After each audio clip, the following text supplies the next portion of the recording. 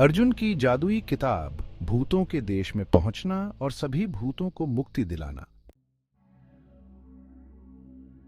अर्जुन एक छोटे से गांव में अपने माता पिता के साथ रहता था।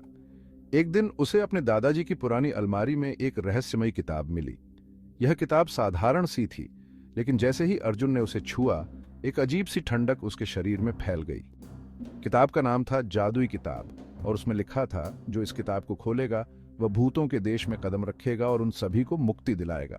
अर्जुन को यह सिर्फ एक कहानी लगने लगी, लेकिन उसकी उत्सुकता उसे और खींचती चली गई। अर्जुन ने किताब को खोलते हुए सोचा, क्या यह सच में जादुई है? जैसे ही उसने पहला पन्ना पलटा, एक तेज झोंका आया और अचानक से कमरे की सारी बत्तियां बुझ गईं।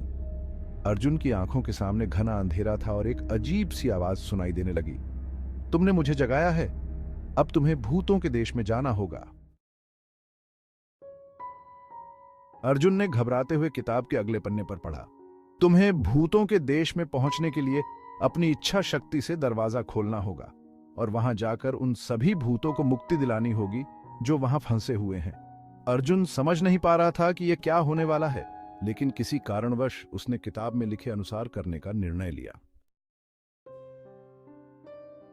जैसे ही अर्जुन ने अपनी आंखें बंद की और गहरी सांस ली, एक अजीब सी हलचल महसूस हुई।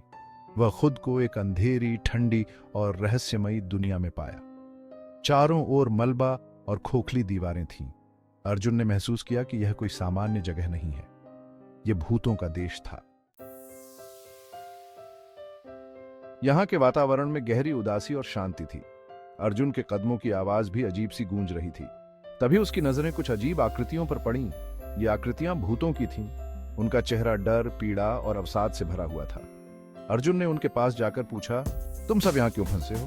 एक भूत ने कहा, हमारी आत्माएं इस दुनिया में फंसी हैं और हमें मुक्ति नहीं मिल रही। कोई हमें नहीं छुड़ा सकता। अर्जुन को समझ में आ गया कि उसे इन सभी भूतों को मुक्ति दिलाने के लिए कुछ करना होगा। वह किताब को फिर से खोलने के लिए तैयार हुआ। किताब के अगले पन्ने पर लिखा था, तुम्हें हर भूत के दुख को समझकर उसकी इच्छा के अनुसार मुक्ति दिलानी होगी।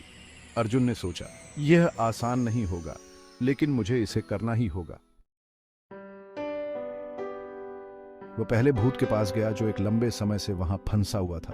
भूत ने कहा, मुझे मेरी गलती का एहसास हुआ है, लेकिन मैं इस जगह से बाहर नहीं जा सकता।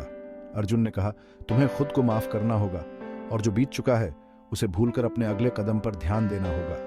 अर्जुन ने भूत से कहा कि वह अपनी गलती को स्वीकार करे और अपनी आत्मा को शांति देने की प्रार्थना करे।